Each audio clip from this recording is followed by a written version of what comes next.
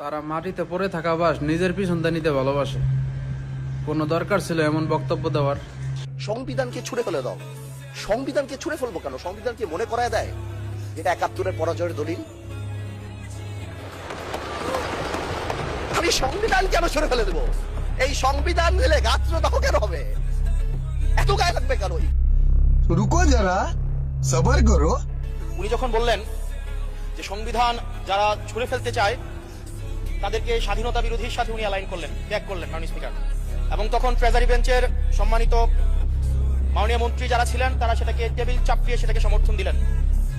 মাননীয় স্পিকার, গণতন্ত্রের জন্য যিনি আপোষহীন লড়াই করে গিয়েছেন বেগম জিয়া, উনি বলেছিলেন যেদিন জনতার সরকার প্রতিষ্ঠিত হবে, যেদিন এই পার্লামেন্ট জনতার সরকারের কাছে যাবে, এদিন এই সংবিধানকে ছুঁড়ে ফেলা হবে।